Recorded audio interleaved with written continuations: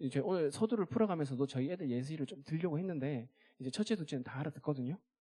그래서 물론 여러분들이 이서가 뭐 떼를 쓰겠어, 회사가 무슨 떼를 쓰겠어라고 생각하시는 분들도 있겠지만 집에서는 저희에게 보이는 모습이 있습니다. 네, 화내고 우기고 소리 때도 있습니다.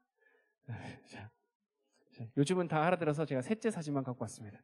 자, 네, 첫째, 둘째 이야기가 궁금하시면 저를 찾아오시고, 자, 떼쓰는 막내. 자, 이 떼쓰는 이 막내가 저에게 떼쓰는 모습이 이스라엘 백성들의 모습입니다. 넘겨주시면 이렇게 떼쓰죠.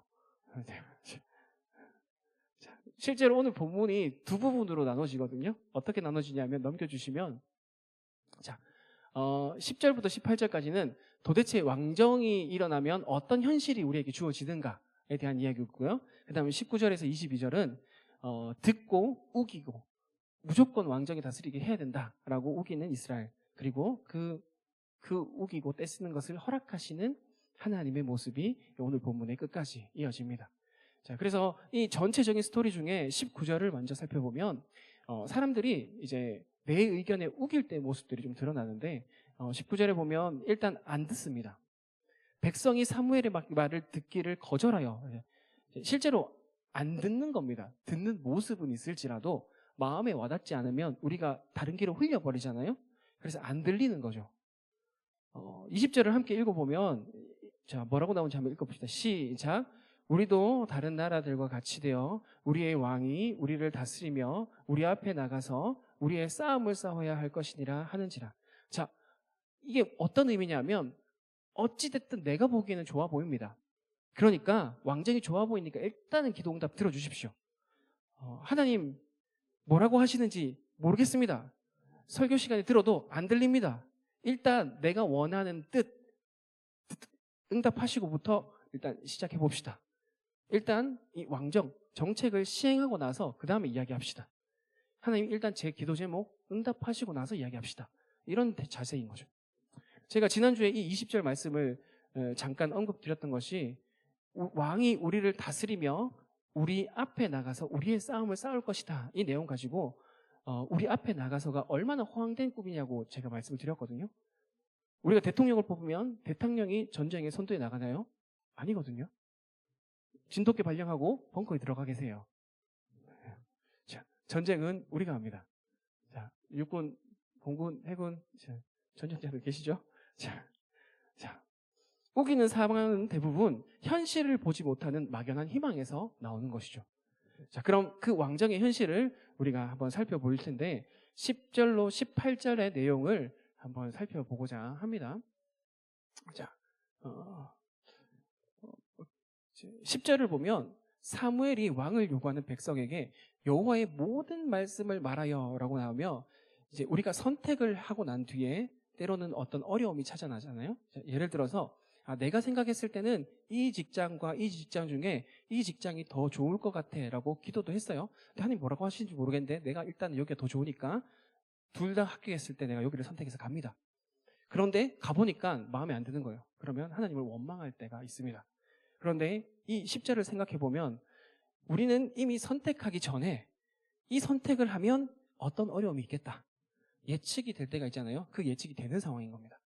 그 예측이 나의 경험에서 나올 때가 있지만 하나님께서 깨닫게 해주실 때도 있어요. 때로는 여러분 주변에 이렇게 믿음의 선배들 있잖아요. 믿음의 선배들이 아마 거기 가면 이런 상황들이 있을 거야, 괜찮겠어? 라고 할 때가 있을 겁니다. 말씀을 통해서 깨닫게 되시지만 주변 사람들을 통해서 이렇게 말씀해 주실 때도 있다는 거죠. 자, 분명히 하나님께서 말리신 겁니다. 그런데 그래도 내가 너무 원하니까, 그래도 내 감정이 거기를 향해 있으니까 듣고도 모른 척 하면서 내 마음이 이런 건 다 이유가 있을 거야, 내 마음이 여기로 가는 거는 하나님의 응답일 거야, 그리고 듣고도 모른 척 하면서 강행한 때가 있다는 거죠. 그런 적이 없습니까? 저만 그런 거 아니죠? 네, 웃으시는 분들 계신데. 자, 그렇게 내가 강행해놓고 나중에 하나님을 원망한 적은 없습니까? 문제는 원망을 할 때 듣고 모른 척 했다면 나중에 기억날 수가 있어요. 아, 그때 그 말이, 그때 그 상황이, 그때 그 사람들을 붙여주셔서 하신 말이 하나님께서 주신 사인이었구나. 할 수 있거든요. 그런데 제가 여기 지금 첫 번째, 두 번째, 세 번째인데 첫 번째처럼 듣는데 아예 안 들리면 지나고도 몰라요. 자, 그러면 하나님께서 도대체 어떤 현실적인 이야기를 했는지 한번 살펴볼 텐데 여기서 이제 녹색을 계속 잘 살펴보면서 가면 좋을 것 같아요. 자, 11절에 보면 이르되 너희를 다스릴 왕의 제도는 이러하니라 라고 하면서 첫 번째는 왕정이 시작되면 네 아들들을 데려갈 것이다 이야기해요. 자, 여기 보면 초록색이 데려가다라고 했잖아요. 초록색이 같은 단어, 원어로는 같은 단어인데 조금 다르게 해석된 부분들이 있어요. 자, 국방의 의미로 그 병거와 말을 관리하는 사람으로 아들들을 데려간다 이야기합니다. 직업군인으로 살다가 전쟁이 나면 어떻게 되냐면 그들이 그 병거 앞에서, 자, 전쟁에서 육군 그 땅개들은 뭐가 되죠? 전쟁이 일어나면 네, 총알바지가 되죠. 말 그대로 전장에서 몸빵이 될 것이다 라고 하나님께서 여러분에게 가르쳐주고 계신 거예요. 자, 계속 이어지는 12절을 보면 신기하죠. 성경에 이런 말도 있는지. 자, 처음 알았죠. 자, 12절을 계속 보면 그가 너희 아들들을 천부장과 50버장을 삼을 것이며, 이 말은 뭐냐면 그나마 아들 중에서 어떤 아들들은 자, 병사가 아니라 소대장, 중대장 이렇게 이제 지휘관으로 세워질 수도 있다. 그런데 그 병사들, 그 지휘관으로 세워지면 병사들을 관리하는 것은 기본이고 왕을 위해 농사를 지어야 된대요. 그래서 군대에서 막 예전에는 농사 짓게 막 시키고 하면 갑질 이랬는데 성경에 나와 있어요. 군인들이 농사를 짓는 것도 맞다고. 자, 되게 신기합니다. 자, 뒤에서 이 농사를 짓는 이유를 구체적으로 설명할게요. 자, 또 전장에 필요한 모든 무기와 장비를 만드는 사람으로 살아야 한다. 자, 왕정을 요구했는데 너희가 왕정이 시작되면 너희 아들들을 보내야 돼. 그리고 아들들은 이런 일을 할 거야. 자, 어떻게든 아들들은 다 징집입니다. 두 번째 13절을 보면 자, 딸들에 대한 이야기가 나옵니다. 자, 이번엔 딸을 데려갑니다. 그리고 항료를 만드는 자와 요리하는 자와 떡 굽는 자로. 자, 쉽게 설명하면 딸은 천년 디퓨저를 만들어야 돼요. 그리고 음식을 만들고 간식을 만드는 일을 해야 됩니다. 그리고 나서 앞서 아들들이 농사 지었잖아요. 그거를 받아요. 자, 아들들이 오빠일지 남동생일지 모르나 열심히 일한 것을 이 딸이 받아와서 제일 좋은 것을 선별해서, 여기서 보면 데려가다 있고 가져가다 있잖아요. 같은 단어거든요. 그래서 왕을 보조하는 신하들, 왕궁에서 왕의 정책을 돕는 신하들에게 주는 역할, 말 그대로 시중 드는 일을 딸들이 해야 돼요. 그렇게 딸도 데려가고 좋은 수확물도 다 가져갑니다. 하나님께서 이렇게 현실적인 이야기를 지금 이스라엘 백성들에게 해주고 있는 겁니다. 그런데 여기서 끝이 아닙니다. 16절을 보면 자, 그가 또 너희 노비와 가장 아름다운 소년과 나귀들을 끌어다가 자기 일을 시킬 것이며 라고 이야기하며, 여기는 결국에는 자, 끌어다가, 여기도 같은 단어거든요. 네, 끌어다가 모든 소유를 그냥 가져간다라는 개념으로 이해하시면 됩니다.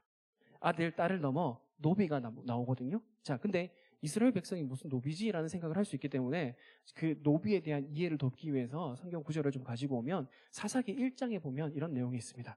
이스라엘 백성들이 그 정복 전쟁을 펼쳤잖아요. 가나안 정복 전쟁. 그리고 나서 그 모든 가나안 백성들을 쫓아내고 이제 제거하라고 했는데 그 정복 전쟁을 다 마치지 못했습니다. 그렇게 하나님께서는 끝까지 순종하지 못한 상황을 그냥 허락하고 두신 것이죠. 그 상황에서 말씀을 보면 이스라엘 백성들이 어떻게 했냐면 다 쫓아내지 아니하리라라는 색깔을 제가 좀 똑같이 했고요. 그 다음에 여기 보면 가나안 족속에게 하고, 아모리 족속도 가나안 족속 아래에 속해 있는 족속이거든요. 그렇게 이제 가나안 족속들을 쫓아내지 아니하고 뭘 했냐면 노역을 시켰다라고 나와 있죠. 결국 이스라엘 백성들은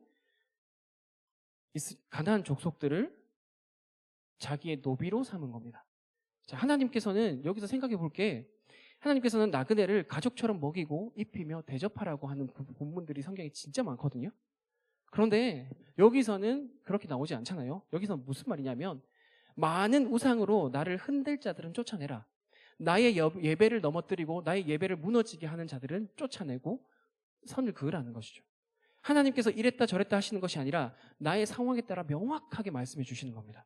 그러나 첫 번째, 용기가 부족했는지 아니면 믿음이 부족했는지 게을렀는지 쫓아내는 순종을 다 하지 못했습니다. 두 번째, 쫓아내지 않은 자들을 노예로 삼았습니다. 이는 왕을 세워 다스리게 해달라는 이스라엘 백성들의 이 마음의 연장선이라고 말할 수 있습니다. 자, 이방 민족들을 보니까 노예를 막 다스리고 있잖아요. 그러니까 우리도 노예를 다스리면 좋겠다. 이방 민족들이 왕정을 하고 있잖아요. 우리도 왕을 세우면 좋겠다. 이런 거죠. 세상을 보고 눈에 좋아 보이는 사람, 눈에 좋아 보이는 상황, 눈에 좋아 보이는 정책 분별하지 않습니다. 일단 좋아 보이면 하나님 뜻 묻지 않고 고 하는 모습이 이스라엘 백성의 모습인 거죠. 그래서 본인이 노예를 부리며 이제 이방 민족들과 좀 비슷하게 살만하네? 라는 정도가 좀 된 것이 지금 이스라엘 백성들의 상황인 거죠. 그렇게 이해하면 내 수하에 있는 노비, 앞에 있던 말씀에서 보면 가장 아름다운 소년이라고 이야기하면 그 노비들의 자녀들 중에 좀 빠릿빠릿하고 눈치도 있고 지혜 있고 쓸만한 유망주 노비를 왕이 데려간다는 거죠. 그리고 가축까지 데려가는 거죠. 그렇게 내 모든 사유를 다 넘겨주시면 내 모든 소유를 끌어다가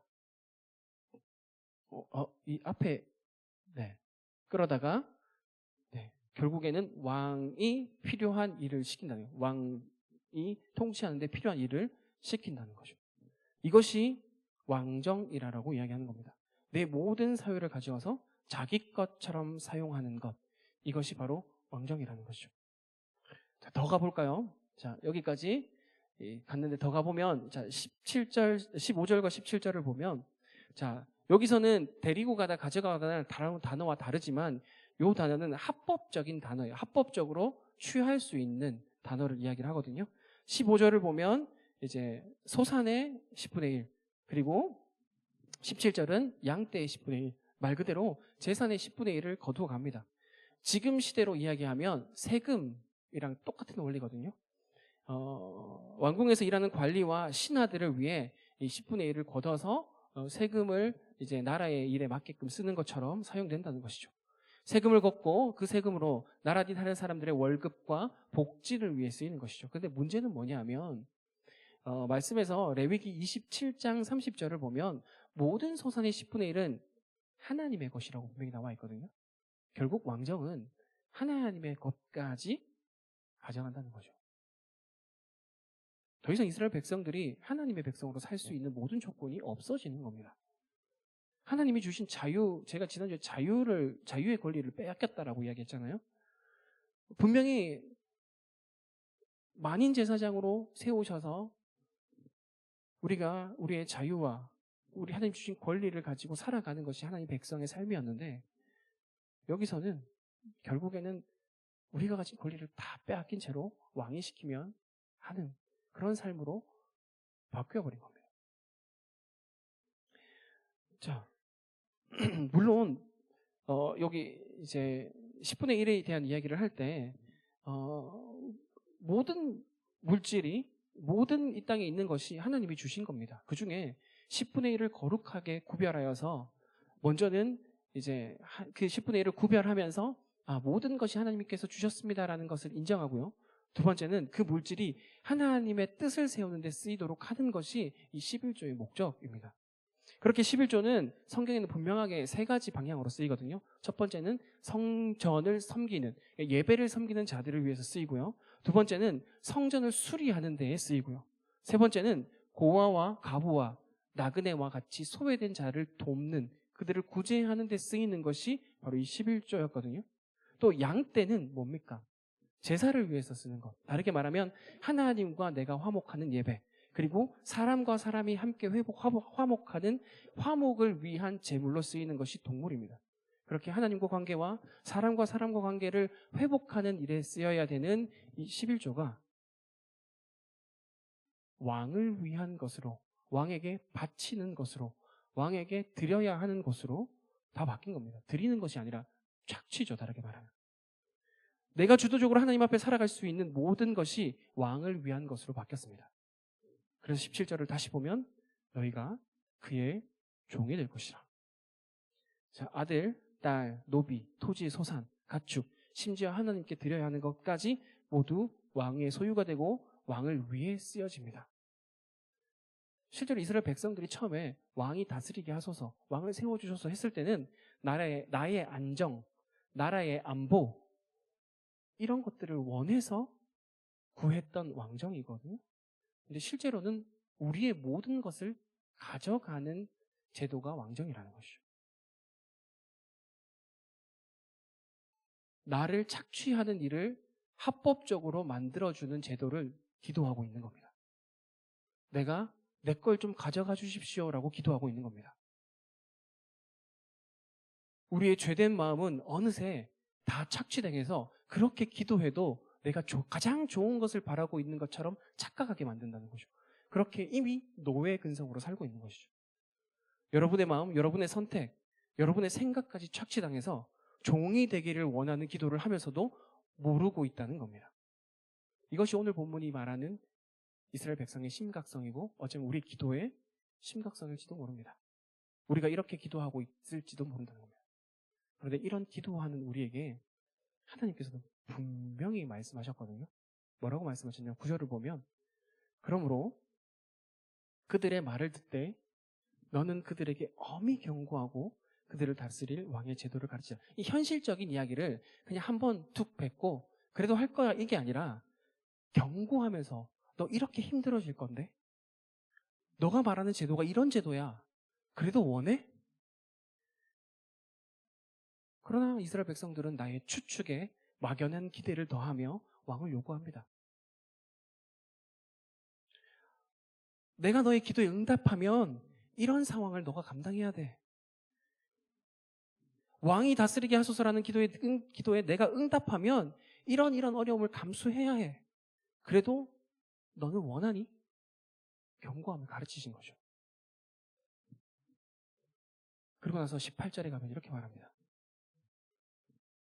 네가 이 이야기를 다 듣고도 원한 것이니 만약에 응답 후에 너가 이 일과 관련된 일로 다시 기도한다면 내가 듣지 않겠다. 만약 응답 후에 너희 아들이 징집 따기 싫다고 해서 그 기도를 해도 난 듣지 않을 거야. 내가 응답 후에 너희 딸들이 왕궁에 시중들기가로 싫다고 해서 그 기도를 해도 내가 듣지 않을 거야. 내가 응답 후에 너가 땅의 소산을 떼어주는 것이 너무 어렵다고. 올해는 흉년입니다. 오늘은 장사가 안 됩니다. 라고 해도 내가 안 들어줄 거야. 내가 응답 후에 나의 소유를 떼어놓는 상황, 그 상황에 변수가 생겨서 올해는 조금 깎아주시면 안 됩니까? 라는 마음이 들어도 내가 안 들을 거야. 네가 구한 그 기도의 응답에 대해 파생되는 일은 내가 듣지 않겠다. 라고 이야기하는 겁니다. 그만큼 지금 이스라엘 백성들이 하고 있는 기도가 큰일이라는 겁니다. 이스라엘 백성들이 이 이야기까지 듣고 서두에 말했던 19절 다 같이 한번 읽어봐 할까요? 시작. 백성이 사무엘의 말 듣기를 거절하여 이르되 자, 안 듣고 막연한 희망을 그리며 듣고도 못 들은 채 하며 왕이 다스리게 하라고 우기고 있는 겁니다. 실제로 이스라엘은 왕이 있거든요. 이스라엘은 왕이 없는 나라가 아니에요. 그 왕이 누구냐면 창세기 17장에 보면 하나님께서는 왕으로서 우리와 언약을 맺으십니다.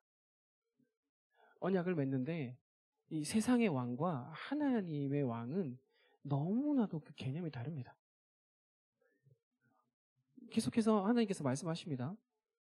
너와 내 후손에 하나님이 되리라. 영원한 기업을 내가 책임질 거고 나는 그들의 하나님이 될 거야. 그리고 나서 이스라엘 백성들이 이 하나님과의 약속을 잘 지켜보지 못하면 나라가 망하거든요.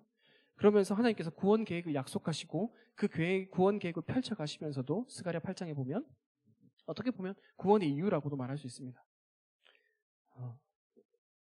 그 땅에서부터 구원해내고 인도하여서 너희들이 내 백성이 되고 나는 진리와 공의로 그들의 하나님이 되리라. 진리가 뭔지 공의가 뭔지 너희들이 풍성하게 느낄 수 있는 나라의 하나님 나라의 왕으로서 내가 너희를 구원한다. 자, 여기까지만 봐도 우리는 이해할 수 있습니다. 세상 왕은 결국 다 가져갑니다. 그래서 시편 62편에 보면 어떻게 이야기하냐면 사람을 입김으로 표현하는 거거든요. 사람을 믿으면 그 믿음이 사라지는 입김처럼 허망한 마음 돌아온다는 겁니다. 우리가 사람에게 기대하고 사람에게 의존하고 사람에게 마음을 쓰면 그 모든 마음이 입김과 같이 뱉으면 사라지는 것과 같이 느껴지는 날이 올 거라는 겁니다. 인생 속에서 속임과 속임이 가득하기 때문이라고 그래요. 아무리 호의적으로 다가왔어도 그 마음의 중심에 어떤 속임이 있을지 알지 못한다는 거죠. 그래서 입김보다 가볍다는 말은 남는 게 없다는 겁니다. 그럼 우리 왕이신 하나님은 어떤 분이실까요? 이 말씀을 좀 보고 함께 찬양하고 말씀을 해주려고 합니다. 로마서 8장 말씀인데 오늘 본문 말씀을 보면서 우리가 느꼈던 게 뭐냐 하면 우리가 기도조차도 정말 엉뚱하게 하고 있을 때가 있다는 거거든요. 정말 어떤 현실인지 모르고 그냥 그 현실을 막 내뱉으면서 기도하고 있는 거죠. 그런데 로마서 8장에서 그렇게 이야기합니다. 마땅히 기도할 바를 알지 못하나 뭐라고 기도해야 될지 벌써 기도를 못하고 있고 아니면 엉뚱한 기도를 하고 있는데도 하나님께서는 그 마음을 아시기에 네가 하나님의 뜻에 설 수 있게 내가 기도하고 있어. 정말 엉뚱함을 가진 우리를 위해 지금도 기도하시는 분이 우리 하나님이라는 겁니다. 하나님은 기도를 통해 일하시니까요. 성령이 말할 수 없는 탄식으로 앞서서 하나님께서 네가 그 기도를 했을 때 내가 그 기도 응답하면 이런 일이 펼쳐지는데 그래도 갈 거야? 그 모습 속에 우기는 우리의 모습을 너무나 아파하시면서 탄식하시는 거죠. 그러면서도 우리가 그걸 원하는 마음이 무엇인지 알아서 마음을 살피시는 이가 그 마음을 이끌어서 하나님의 뜻대로 설 수 있도록 계속해서 기도하시는 분이 하나님이라는 거예요. 그리고 두 번째는 어리석은 왕을 구하는 기도에 응답을 하시잖아요. 결국 응답을 하셨어요. 그래 네가 그렇게 원하면 들어줄게 하고 왕을 세우셨잖아요. 그리고도 그 뜻을 더 큰 뜻으로 선으로 이끌어 가십니다. 우리의 실수에도 하나님은 합력하여 선을 이루십니다. 넘겨주시면 우리가 어떤 실수를 하든 어떤 어리석은 선택을 하든 그것까지 하나님께서는 선으로 바꾸고 가신다는 거죠. 그리고 마지막은 32절입니다. 세상의 왕은 다 가져가거든요.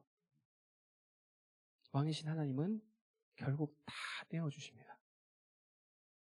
물론 우리가 기도할 때 지금 당장은 주시지 않는다고 느낄 때가 있거든요.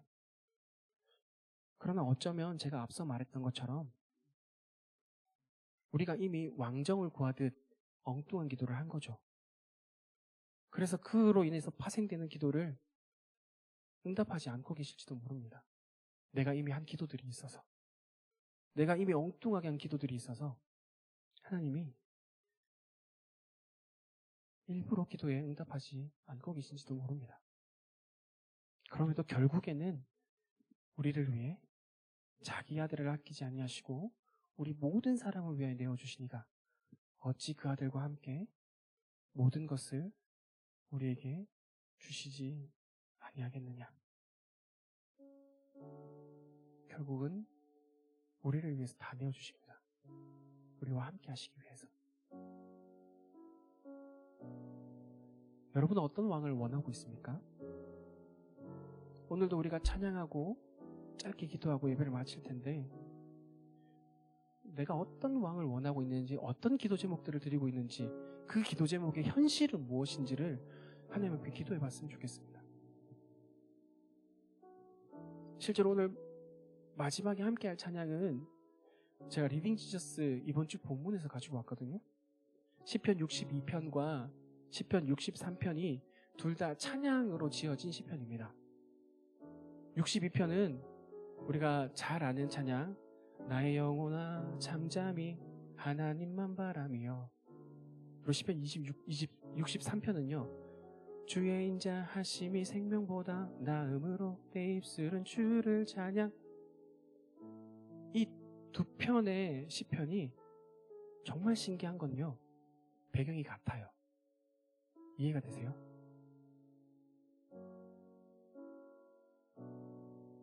나의 영혼아 잠잠히 하나님만 바라봐라. 왠지 힘들고 어려웠을 때 이런 찬양을 했을 것 같잖아요. 그리고 주의 인자심이 생명보다 나음으로 내 입술은 주를 찬양합니다. 이 찬양은 막 즐겁고 신날 때, 다윗을 보면 다윗이 막 어릴 때 하프 키는 모습들 이런 거 인터넷에 찾을 수 있잖아요. 그렇게 들에서 막 뛰면서 했을 것 같잖아요. 그런데 이 두 찬양이 배경이 같아요. 어떤 배경이냐면 다윗이 아들 압살롬에게 반역을 당하여서 도망치고 있는 그 도망자 신세에서 다윗이 부른 찬양입니다. 말이 되십니까? 아들의 칼에 피해 왕궁에서 길거리로 나앉았습니다. 길에서 자고, 때로는 새벽 이슬에 잠이 깨고, 때로는 사람의 인기척이 들으면 숨고, 때로는 저 사람이 적군인가 아군인가 확인하면서 피하고, 그 상황에서 주의 인자하심이 생명보다 나음으로 가능하다고 보십니까? 그 상황에서 주님은 나의 반석이시니 내가 요동하지 않겠습니다. 가능하다고 보십니까? 우리 다윗의 삶을 한번 생각해 봅시다. 다윗은 왕권이 얼마나 무서운지를 아는 사람이에요. 왜냐하면 본인이 왕으로서 왕권을 남용해 봤거든요. 하나님께 주신 왕권의 권리로서 충신의 아내를 취했습니다. 그리고 그 죄를 숨기기 위해서 충신을 죽였습니다. 아, 왕권이 이렇게 무섭구나.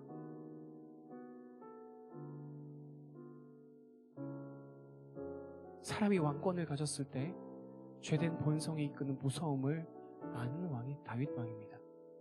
그래서 그 이후의 삶에 보면 절대로 왕권을 함부로 사용하지 않습니다. 절대로 왕권을 죄와 연결되는 일에 짓지 않습니다. 그 한 번의 실수로 그 이후의 삶은 하나님, 내가 하나님을 왕으로 모시고 그 아래 살 때가 가장 웃을 수 있었군요. 그래서 주의 인자하심이 생명보다 나음으로 주님은 나의 산성이시요 요새이시요 반석이시니 내가 흔들리지 않겠습니다.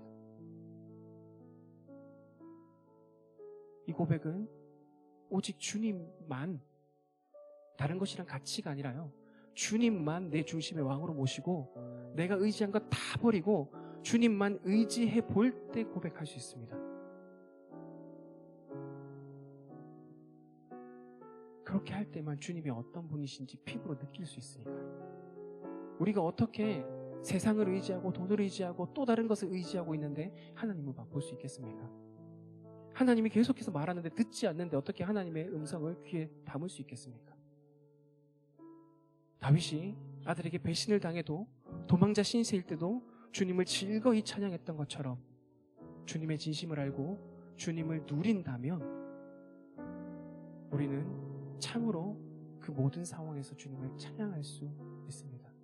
그렇게 그 가사로 오늘도 함께 우리가 처한 상황들을 하나님께 올리며 내가 하나님만 의지하여 요동하지 않기를 원합니다. 그 고백을 다 같이 일어나셔서 함께 찬양하기 원합니다.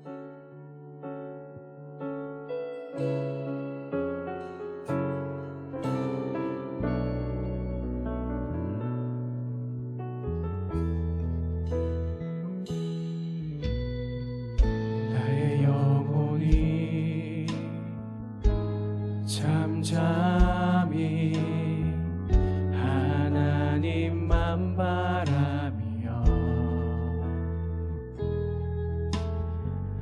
나의 구원이 그에게서 나는 나의 영혼아 잠잠히 나의 영혼아 잠잠히 하나님만 바라라 나의 소망이 나의 소망이 저에게서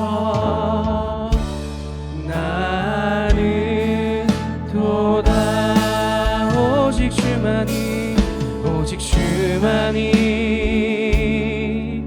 나의 반석 나의 구원이시니 오직 주만이 나의 산성 내가 요동치 아니 2절 가사로 고백합니다. 나의 영혼이 간절히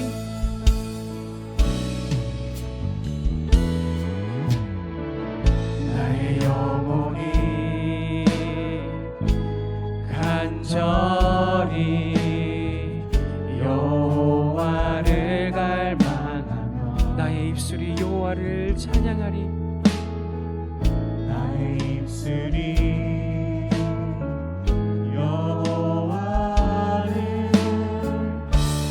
찬양 나의 영혼이 즐거이 여호와를 따르리니 나의 영혼이 즐거이 여호와를 따르니 나의 평생에 나의 평생에 여호와를 송축하리 오직 주만이 나의 반석 나의 구원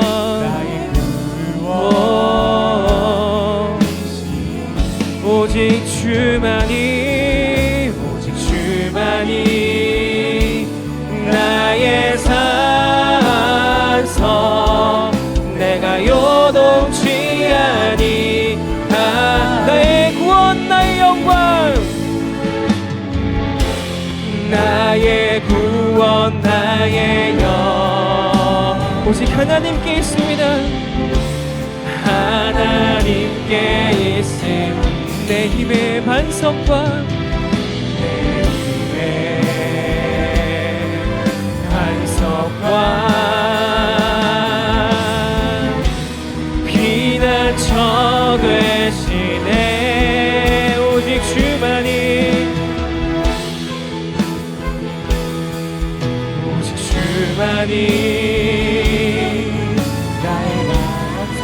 나의 구원 오직 주님만이 나의 산성이시니 오직 주만이 나의 산성 내가 요동치 아니 다시 한 번만 더 고백합시다. 오직 주만이 나의 반석 내 구원 오직 주만이 나의 산성 내가 요동치 아니하니 이렇게 기도합시다. 혹시 이곳 가운데 정말 가족을 잃고 집을 잃고 모든 권위를 잃어버린 것처럼 어려운 상황에 처한 사람이 있습니까? 정말 다윗의 상황이 그러했습니다. 모든 것을 다 잃어버린 것 같은 그 상황에서 하나님을 찬양할 수 있을지 정말 의심이 되는 그 상황에서 내가 주님의 은혜 아래 있기에 내가 즐거이 주님을 찬양할 수 있다고 고백했습니다. 이 시간 그런 아픔 가운데 어려움 가운데 있다면 주님 앞에 기도하기 원합니다. 주님 너무나 힘듭니다. 가정의 상황이 직장의 상황이 하나님 아버지 그리고 내가 내 개인을 생각하는 마음도 다 무너져 버려서 하나님을 의지해서 내가 뭐가 될 수 있을까 의심만 가득한 저를 주님 불쌍히 여기시고 주님 아래 거할 때, 주님의 그늘 아래 거할 때, 주님의 그 품 안에 거할 때 얼마나 놀라운 일이 우리 삶에 일어날 수 있는지 경험할 수 있도록 기도하게 하여 주시옵소서. 네 입술에서 정말 주님을 찾는 기도가 나오게 하시고, 네 입술에서 주님을 갈망하는 기도가 나오게 하시고, 주님을 갈망할 때 정말 온전히 우리를 만지시며 이루시는 주님의 놀라움을 경험할 수 있도록 주님 나의 삶에 함께 해달라고 이 시간 주님의 이름 부르며 기도하며 나기 원합니다. 주여!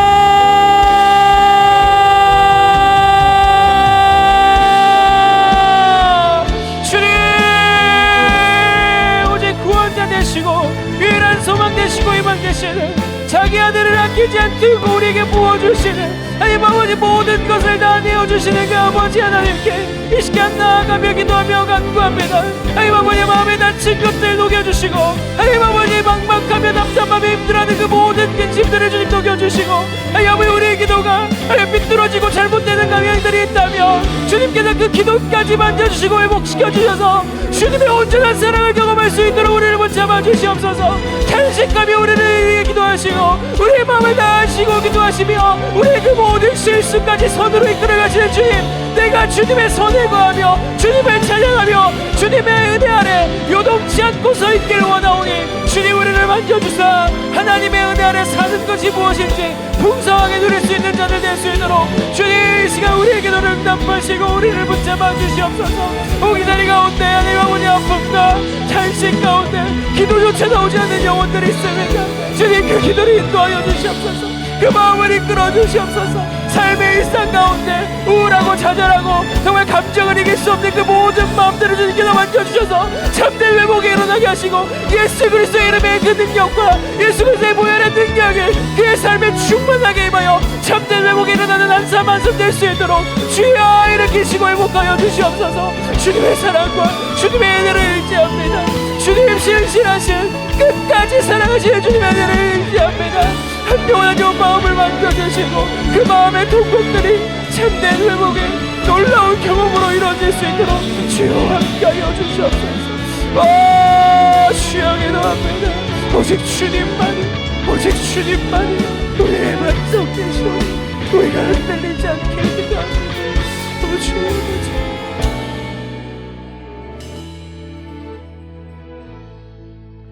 여전히 의심 가운데 주님 앞에 나아갑니다.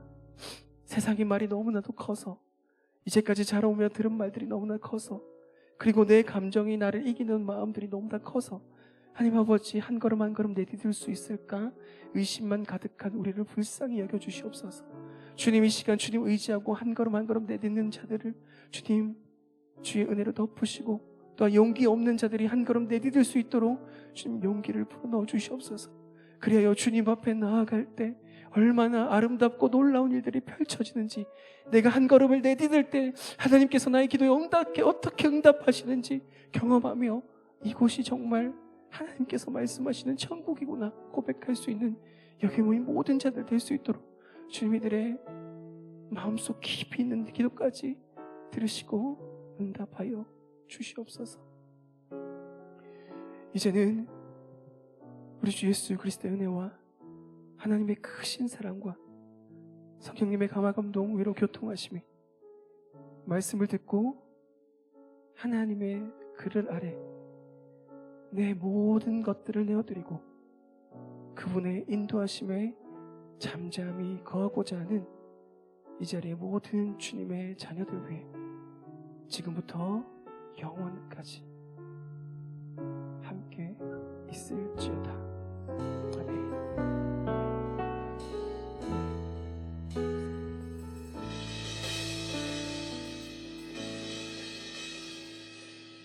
감사합니다.